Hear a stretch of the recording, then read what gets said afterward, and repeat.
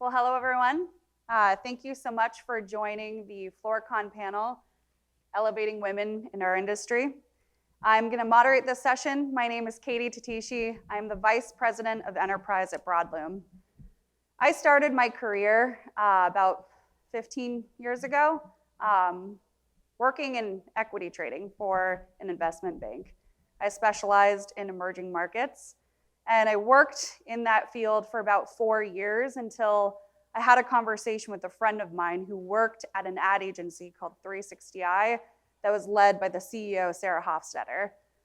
And after I had a conversation with Sarah, it became clear that there was a much larger opportunity to become a change agent and to start that by weaving in my background to lead global, national, and local marketing strategies for Sonos, Ben & Jerry's, and Absolut Vodka. And I joined the Broadloom family 3 years ago after having a conversation with John Weller and Todd Saunders, who essentially pitched me the opportunity to take that skill set and to translate it into an industry that direly needed to be weaved in with technology and innovation. I serve on the senior leadership team, and that is a great honor to me because I get to work alongside some of the smartest people that I've ever met. And I'm incredibly excited to be joined on stage by 3 powerhouses in this industry. So please welcome my guests. We have Rachel Berlin, Lisbeth Calandrino, and Michelle Winters. So we're gonna have a conversation today, but thank you so much for joining me today. You know, when we met, all 3 of you have such dynamic backgrounds, and they're so different. Your stories are so interesting. So I know many in the audience know all 3 of you, but I would love if each of you could introduce yourselves, but give us a little bit more in terms of what is your experience within the floor covering industry. Okay, my name is Michelle Winters, and my background is in marketing and business development. I love helping entrepreneurs succeed in their local businesses. And so about 6 years ago, I came across an opportunity to open a flooring store, and I thought, you know, how hard could it be, right? So over the past 5-6 years, I've learned, I've gone through the process of learning about the unique challenges in this industry, which really just lit a fire within me to help solve them so that all of the entrepreneurs out there that are opening retail stores or other endeavors in the industry could access whatever they need to be wildly successful. Perfect.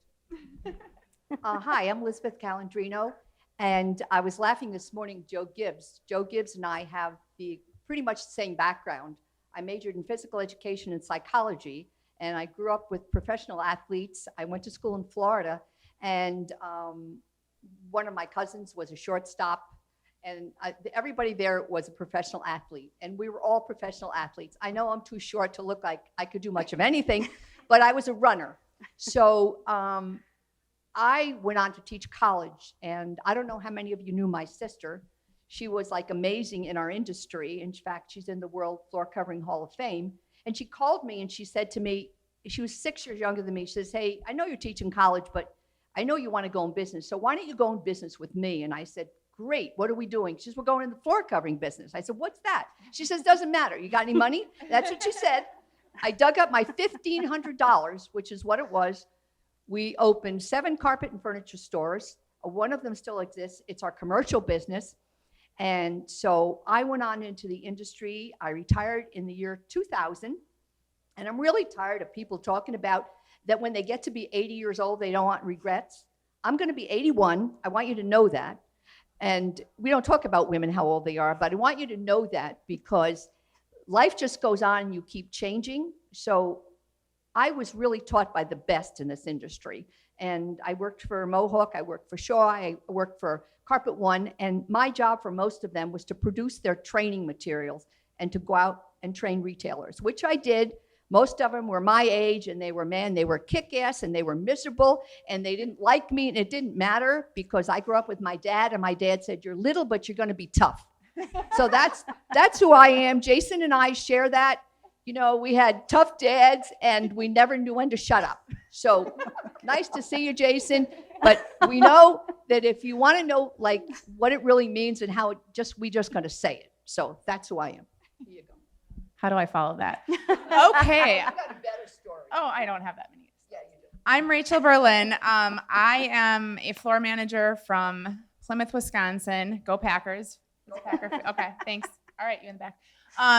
So I represent the retail side of our group. I have a background of 15 years in the flooring industry, over 15 years in the flooring industry, and just a couple years in management. However, the passion that I have for the industry has just come through me at some point, and I really enjoy just learning about anything that has to do with this industry. Our store in Plymouth is going to be a $6 million store this year, so I'm just really excited about what we've grown, and I'm excited to learn from all of you as well. Awesome. Here we are. So we're all here at FloorCon. We've had, great presentations, keynotes. We've had great sessions. I think all of us in this room and across this entire conference, you're here because you want to learn more. You're here because you want inspiration. You want to continue to advance your knowledge set, because what that's going to do is advance your position, your company's position, your business growth. So as a follow-up to that introduction, I would love to know, each three of you are not just representing that focus within the industry. You are a change agent. You're a leader. So what has really helped you to get where you're at within that position? Starting with me. Okay. I was very influenced I'm one of 4 children. I'm the only girl. I have 3 brothers that are all athletes, baseball, all throughout my whole family. My dad was a baseball coach for a high school baseball team for 25 years, just retired last year. I remember those days when my dad was playing catch with my brothers in the backyard, and I was like, when is he going to ask me to play catch? So I asked my dad to play catch. And when he played catch with me, I knew that it built my confidence. Like, that was something in my sports and in my athletic career that really just built my confidence. So I don't know how many of you have people on your team that are athletes or that have been part of a team at some point in their life. It is a huge part of what brought my success, I feel like. But also it's a big influence. And of course, there are great men in this world, and my dad is one of them. So Nice. That was very good. So I grew up with my dad. I was a little kid. I mean, really little. They didn't know I was going to live. They took me home from the hospital because I was like only 3 pounds, and this was in the 40s. And so I was really a handful, or more than that. But so my mother said to my dad one day, "You take her with you to work, because I don't know what to do with her." So I went to work with my dad when I was 4, and I had a thing for numbers at 5 years old. I would add up things he was doing. He'd sit there. He was a builder, and he'd be drawing houses, and I would ask him about how do you count the doors and how do you figure out where the windows go. And so he just really didn't know what to do with me, and I was overwhelmed with what he did. And he at one point realized that I was going to be his boy. He never had a boy, and that I was the one. My parents were Italian, and you had to have a son. So, but he didn't have one, but he decided I would be that. So he took me around and he taught me things. And I want to tell you a couple of things that he taught me. One of the things, my father was fairly uneducated, the 4th grade. My parents were, and we've talked about this, they were Italian immigrants.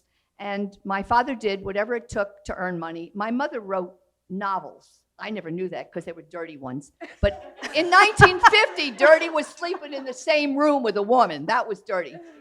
But my father said a couple of things to me about humans. And he said to me, if you can help people find out who they are and what matters to them, they will do anything for you. And so he taught me that one of the most important things that I could do, and I have to tell you, in this industry, this is what I love about it, is being able to come to your stores and to help figure out who your people are. And so we can't motivate people to do anything. What people do is they find something that matters, and that motivates them to be something.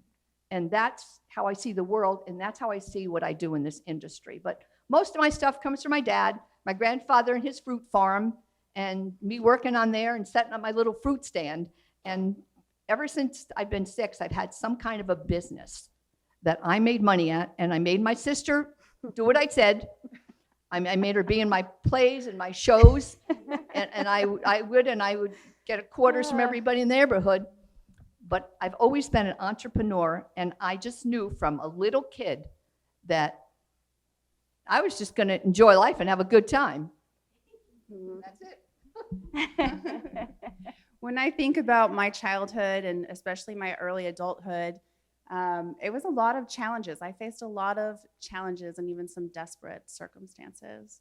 But I was always fascinated with entrepreneurship. I always had that entrepreneurial spirit. And so digging into studying and really mastering business development, some of those practices and principles naturally crossed over to my personal development. And so that's where I really started to gain momentum.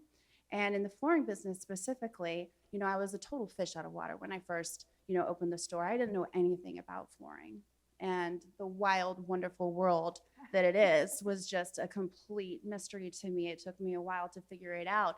But where I really started to catch on was once I began to forge connections with other successful women in the flooring business. And the first 2 that I really connected with were these women here. And that's where I started to start to make those quantum leaps in my business and really grab hold of where I wanted to focus. And that's how I became successful. Love it. Nice. There's, across all 3 of you, you each touched on an element that I really want to expand on a little bit more is, Rachel, you started by saying you asked, right? I think that's an interesting notion, to ask. If you want to keep pushing yourself in your career so often, and this isn't just women, this is everyone, we're so afraid to market ourselves. We're so afraid to ask for something. I think that's a really important notion to talk through. I think that's a really important factor to keep challenging yourself. Why are you so afraid to market yourself? We have to do it in a resume. We have to do it in an interview. We have to do it if you do reviews every quarter. I know that that's usually a stressful thing for a lot of people at our company, but that's such an interesting concept to think about, right? I think the second piece in there was talking about community, talking about mentorship. And I have been really lucky to have some incredible mentors in my career, one including whose wife is actually sitting in the front row here, who pushed me to say, I want to teach you everything I know, but I want you to translate it for yourself. I don't want you to copy me. I don't want you to even listen on face value. I want you to just think through it and translate it in a way that is natural to who you are. But I also want you to ask. And don't just ask. And we hear the whole, there's a book about it, obviously, but the whole concept of giving a seat at the table. I don't truly believe in that. I think it's, if there's not a damn seat at the table, you walk your ass up there, you make a seat for yourself, but you prove it. It's not just to ask for it, it's to prove it out, to build up your own equity. And maybe that's from my career of trading equities, but but I think it's an incredibly important notion is to have equity, because we're humans. And there's going to be many times where you're going to have to take away from that equity because you're going to make mistakes, you're going to make people angry. But I think the beauty of that is if you can be humble enough to learn from those experiences, that is ultimately what's going to help you to push that forward. So I really loved hearing that across all 3 of you, that there's those elements that are really truthful in terms of how we really built that out. So the next question is, let's talk about your group. So you started the largest community of women in the floor covering industry, the women of the flooring business. If none of you had a chance to go up there yesterday in the Tropics room to talk to the 3 of them to join the group, please, I encourage you to do so. Pull all 3 of them aside after this presentation, this panel, and have a conversation. But this is so exciting. How did this concept begin, and how would you describe the community's purpose? So it was natural for me to want to gather more women of this caliber together once I saw how impactful our relationships were on my business.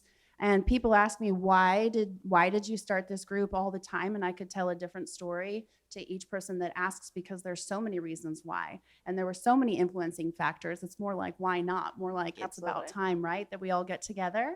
So we started with a Facebook group, and it just kind of grew from there. She's not really telling the truth. She really worked her butt off to make this happen. But what I want to let you know is we didn't know each other. Right. We did not know each other.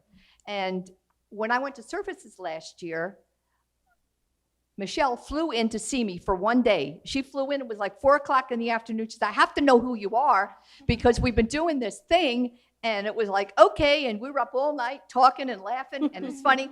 And I didn't meet Rachel until yesterday or 2 days ago. So we didn't know each other. But what we did have in common was, as we watched people in the group grow, and you two were the ones that, really built the first 300 and 400. And then you called me and said, hey, you need to come help us with this. And I said, yeah, okay. But after I saw they said, build the group up first. And then they had 300. I said, okay, I'm in. So, you want to start somewhere. So, but one of the things I began to see in the group, was that women asked different kinds of questions. And so I said, we really need to take a look at this, because we have men in this group, and we got women in here who don't want men in this group. And we would have to tell men, you can't be here. And they would we're annoyed. We want to stay. And we said, no, you can't stay, because we're going to talk about things. We're going to talk about sexual harassment. We're going to talk about menopause. And we're going to talk about hot flashes and getting the installers out. It all goes together. But we built a group based on, I can't thank these two enough for what they did, because I think we got to a point where we knew, right, that we were going to build a group. We were going to help educate. We wanted to hear what women had to say and what they wanted. And we wanted to be there. And we're going to make it happen. So it's been a journey. And the more we spend time together, we know we belong together. It's like we share so much despite our age differences. And for me, that's truly important, that I have all young people around me that can help me move forward. So our group continues to grow, and 4,000 or 5,000, I think, and we will be a force in the industry that has not been here yet, with things that have to happen to help us be part of an industry. I have nothing more to add. No. So it's great in terms of the background of how you all started this. And you talked, Liz, about, pulling people together, networking, community driving, leadership, all of those pieces. But what is the community's, if you could summarize this, what is the purpose? What do you want people to get out of this by being a part of your group? My answer to that question is really just having a safe place, having a place that you can ask the questions, having a place that you can talk to people, talk to other women that really can relate to you. And I'm not saying that a men's group could not provide that. However, this is a different group. This is a group that you really can, you can feel the camaraderie. I mean, there's questions that get asked in that group that, it's just like, oh my gosh, this is really good stuff. We have to keep talking about this. So that's where we came up with some of the topics that we know are important. But yeah, it's really to, like it says, elevate the group, elevate other women in our industry, and really just, be that supportive group for them. Tina's sitting right there. I met Tina last year, and Tina, by the way, designed our pins for us. So, we had to have a pin. I mean, we had to have that. Maybe that's the woman thing. We had to have a piece of jewelry. Maybe we could say that. I don't know. That's kind of sexist, but I think I should say it. And Megan, Floor Covering News has been great for us. We have a piece of real estate, is what I call it, in Floor Covering News. I do write for them and have for 10 years, but Megan has a piece of real estate for us that she keeps open for us so that we can interview women in our group and tell their story. Mm-hmm. So, we've got people there to help us grow. And I don't think we ever thought that would happen, right? I mean, there's camaraderie between all of us, so. Yeah. And it's interesting because, I mean, we talk a lot about digital, right? Of when it comes to digital, being able to translate that, creating, how do you use data? How do you understand people? And both of you said something interesting there, which is, the ability to understand, to be able to communicate in a way that is so unique. This happens to be based on gender, but that's an interesting concept, right? Because it's easy for all of us to put it together to be able to kind of summarize, okay, well, digital, we have data, we can understand how that customer thinks, how do they want to see things, what are the right products I should be looking at, how should I showcase my showroom? But it's the same truth there, right? Yeah, and isn't that hilarious that we're in this industry, right, where the men are much more prominent in leadership, and they're all trying to get to the bottom of what drives our bread and butter, our retail consumer, right, who's predominantly right?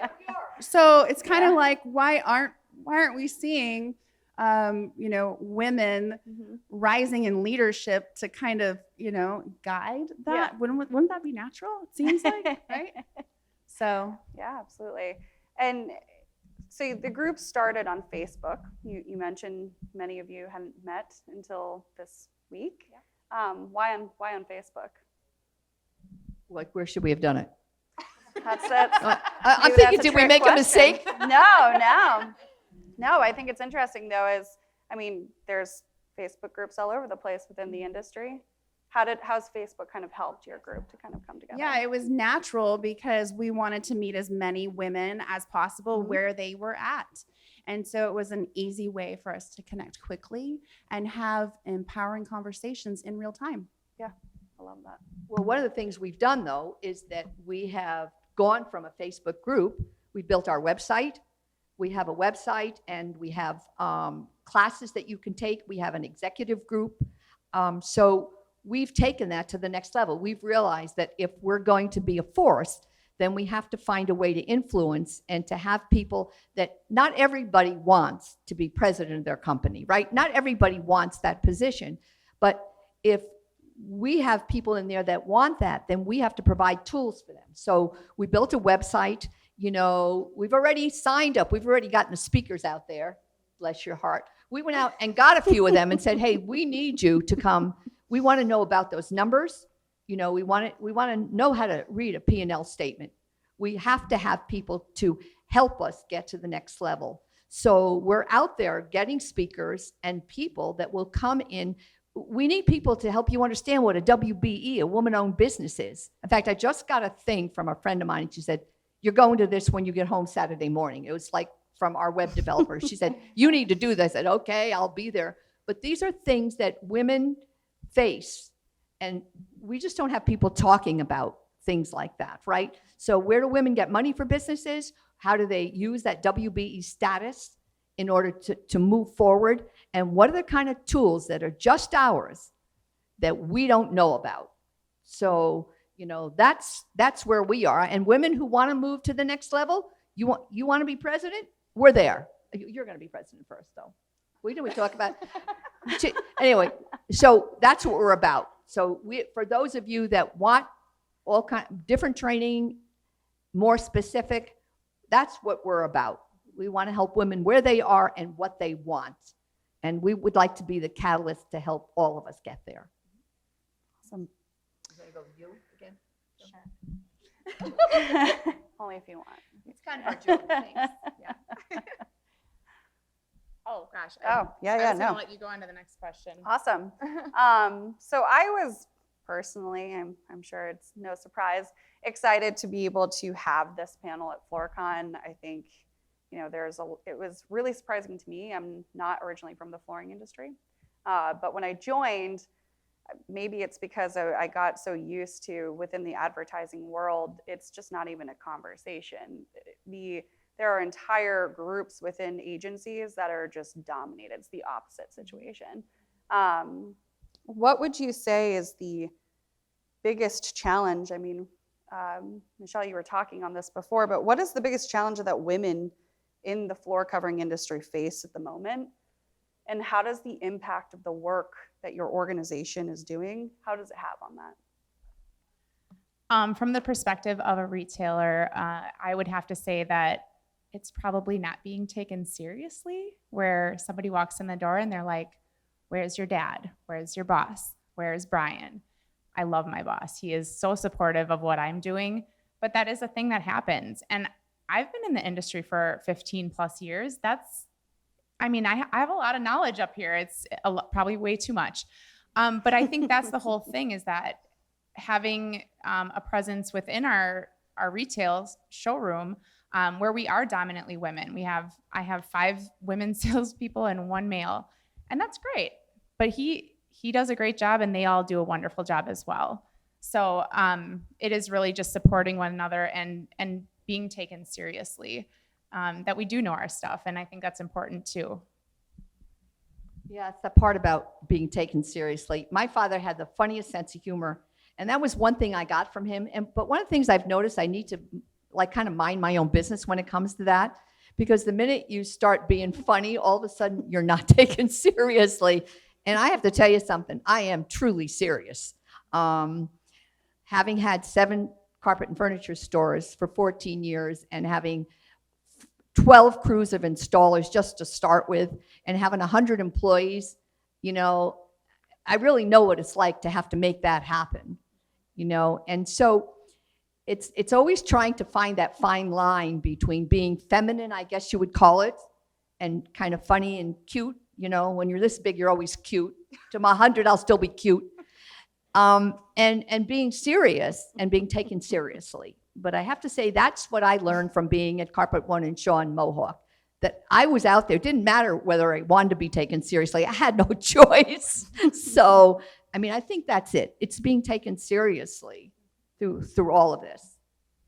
Yeah, those stereotypes are certainly kind of shocking to see in this year that we're in 2021. When I encountered some of those when I first got into flooring, I thought that I had just recently acquired supernatural powers and could time travel, because it was shocking to me, some of the things that I encountered as far as the stereotypes go.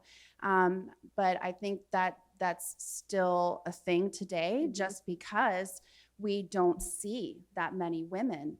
They're not that visible in the flooring business. They're not as visible as some of the men who are leaders. And so I think that a key component to shifting that stereotype is to increase the visibility of women who are being successful or working towards being outrageously successful in the flooring business. And that helps other people to see that idea, that old idea about what a woman's job or role must be inside the store is no longer a thing, Yeah. So just and it's interesting too, because you kind of wonder, from those challenges, from the stereotypes, that it's really not occupying a large percentage of leadership roles. I have noticed, even just through conversations over the past couple of years, that I am seeing more women in pretty male-dominated roles, installation, the contractor aspect, which is great to see. But I still think that there's a lot of opportunity to get more change agents, to get more leadership. And the irony of this is because one story that I did learn when I was coming into the industry was the first lady of carpet, Catherine Evans Whitener, who started this, who was a pioneer in a time when that technology didn't exist, that she had this tool that kickstarted the whole concept of tufting. So it's really interesting to see that it's been from the very beginning in certain categories within the industry. But I would love, because the 3 of you have so much knowledge, and Liz, you've been in this industry for a long time. What have you seen? What effect have women made on the floor covering industry? One of the things you mentioned was installation, and that taking on new roles. And one of the things I think that we as women have to do is to learn more about the industry and other levels to help us progress. Now, I remember I was teaching classes for Mohawk all the time, and they were all men. And one guy said to me one day, you don't know enough about installation. the class was not even on installation, but he asked me some question I didn't know. And I thought to myself, I need to go learn that. So off I went. And I have to tell you, my knees are killing me from installing. They had me, Mohawk sent me to every school they had. And then some guy said, how would you deal with this? It was a claim. And I said, I don't know anything about claims. And I said, okay, I better go to claim school. So I did claims for 6 years. So I think as women, the technical parts and this stuff that is typically for men, I think behooves us to learn. It gives us, it elevates us in our own mind. And you feel a lot better when you can answer that installation question or that even that claim thing. So I think that we need to take on some of that. You know, we're good with the verbal skills. We know how to be with people. And I think we have good understanding of other people because we raise kids and you got to know what they're doing and understanding. I think we just need to kind of take on some of that other stuff for our own feeling and also to answer those questions and, you know, to keep you there. You can, you know, so you're smart ass. Doesn't matter. I wasn't going to say that. I'm sorry to take down. It's okay. But the thing is that it would be good if we learned more stuff. Awesome. So the whole topic of this panel, which we changed, because in the beginning it was to talk about how the group has grown, but I think a more powerful takeaway that we want to talk is, no, how do you elevate? How do we empower? Because I think that is a more crucial conversation that we should all be continuing to have. So I want to kind of take this into the next section of this panel and really get a little bit more tactical, really talk through what your community stands for, the work that you're doing. What would you say are the most critical changes that need to be made to successfully empower women in the floor covering industry? I'm going to answer from the retail side of things. I think we need to continually have those one-to-one conversations with our sales staff. Like, we need to learn about them. We need to learn more of what does motivate them, like you said earlier. Some of those things, you know, you realize that in this industry, it's easy to be a salesperson and just sell stuff. But these are people that we're spending 8-10 hours a day with. And you got to get to know them. I mean, it's really, really important to know your people. I myself have put some effort into, you know, making those one-on-one conversations more of a important part of my day. And I really just felt it's grown us closer as a team, which at the end of the day, that's what we want, is our team to be close, and we build trust. So I would like to see us start thinking about things that we hadn't ever taken on that are typically women and not men's issues. And those have to do with just bigger changes. Like, you know, everybody wants to hire a woman. I mean, we know women make great salespeople. I mean, everybody will say that. The thing is, we forget that women are caretakers, and we've gotten that role whether we like it or not. You're going to take care of your kids, and maybe you're going to take care of your parents, and that's going to be your job. So as a store owner, I need to begin to look at things like that. And, you know, this morning, listening to How to Hire, it was terrific. I thought about, you know, there's one thing, we need to look at daycare for kids. You want a woman to come to work, if you've been reading the papers or listening, you know that women aren't going back to work. A lot of them are not going, half of them. And they're not going back because they don't know what to do with their kids. Their kids are going schooling at home. You know, and if your kid's not in school that day, what do you do with your kid, right? So we have issues such as daycare for kids, and I think that business owners have to take this on. We have to look at bigger pictures. And the whole thing about sexual harassment, I've been with big companies, and they all train sexual harassment, and they do it every other month. And I think as business owners, we have to protect both men and women in our businesses. And I don't think we do that. When I grew up, if somebody decided to take their pants off and sit on the copy machine, I mean, I taught college, and every so often there'd be somebody doing something stupid like that. But we're all supposed to laugh. We don't laugh at that anymore, right? So I think that we need to be protective of humans. Kids can't go out and play anymore. And as you look at the people who work for you, we need to protect them also. So protection. We need to look at what are they going to help do with their kids? You know, what are the kind of issues that we face as human beings? And we need to answer them because it's all of our job You know, we could say early, oh no, that's not me. I don't have to do that. I just have to hire them, right?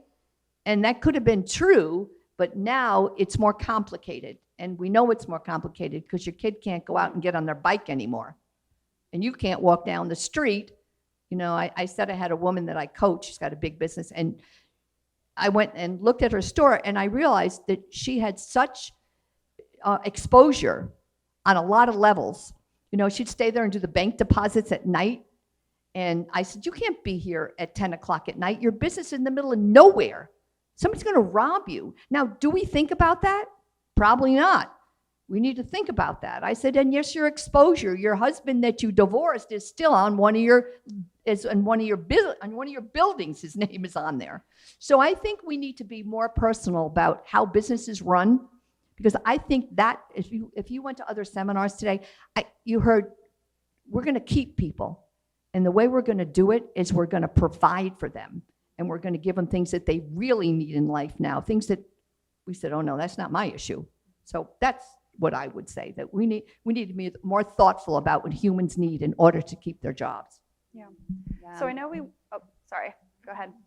I was going to say all of those things. Rachel talked about one-on-one development with staff, and I think that can help to address some of the internal obstacles to women's growth within organizations. And then there's some very real external obstacles, like Lisbeth mentioned, to women's growth within organizations that need to be addressed. I think when we work from both of those sides, we can work toward seeing more women grow within organizations, and that's when I think we'll start to see the benefits.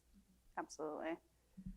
So we want to save time for some questions. What are you most excited about coming out of FloorCon 2021?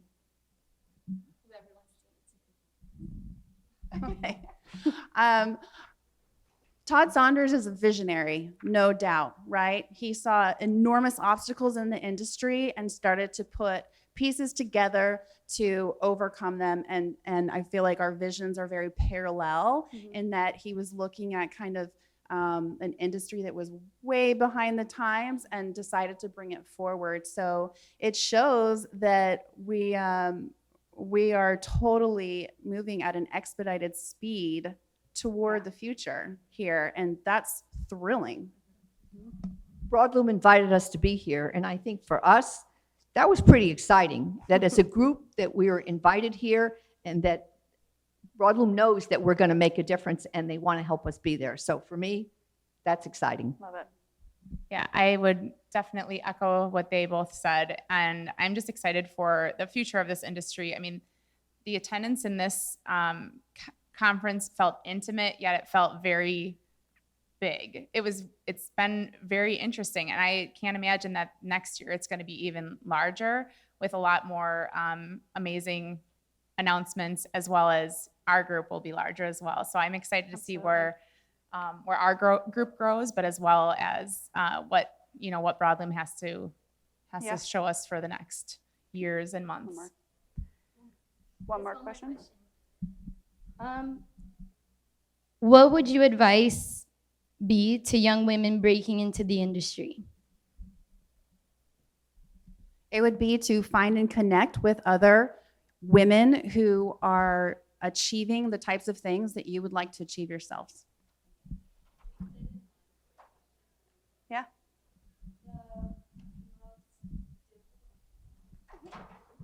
Okay, because we talked about women, we talked about sexual harassment. It's probably one of the biggest challenges for women in this industry, being male dominated.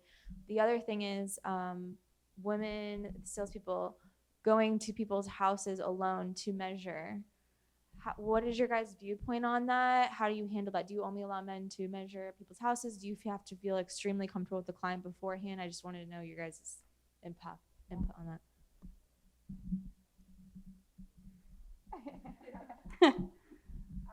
That's a safety training issue that's as important as OSHA regulations and maintaining the safety of your warehouses. So it comes down again to education and empowering businesses with the tools that they need to protect the women in their organizations so that they can develop the kind of culture that they want. Yeah, I think that was a good question, because I think that, again, if you watch too much Law and Order, you know who winds up in the trunk of the car. And so we have to protect everyone. And I have a friend who was a realtor who was assaulted. And so I don't think women should go out alone to measure. I don't think so. I'm not even sure men should go out alone and measure. I think we have to be cognizant that the world is far more dangerous than it ever was. You just have to look at the news. And so we do need to protect each other. We need to, you were showing me that 360. Yeah, so you can keep track of your kids. Yeah, I probably would have said to my mother, please don't do that. But we know we have to. But we know we have to. Yeah. I got one more question. So I understand females being more comfortable speaking to other females about their problems. Overall, I think the biggest problem is a female probably lacks the confidence coming into the world. But if you guys want to keep your group to females only, I get it. But how do you plan to exercise the solution with the male population if you just keep it to I'll pick it. I think you're right. And I think that we need to interface, but we need to make sure that we understand our issues. And the confidence thing for women particularly who are in a male-dominated industry, that's huge for us because we don't even know what questions to ask in the beginning. Like, forget about a kicker. I mean, I don't even know what any of this means. So it's just a question of providing a safe place for our group, women, or a different group of people to be able to ask questions that when we go in the mixed groups, you aren't going to ask that question because you know that somebody's going to tell you, use chewing gum or something. You know what I'm saying? So we need to be more comfortable with our own selves in order to go back in and learn what we need to do. But I appreciate that question because that's a good one.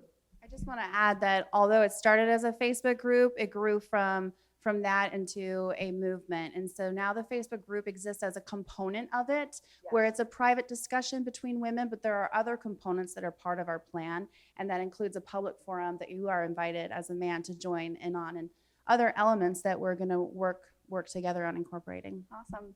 Well, we are out of time. I know that there's more questions, so let's extend that out after the session. If you have more questions, again, please come talk to all three. But thank you so much for your time. Thank you. So excited to continue the work. Thank you for Thank coming. you so much.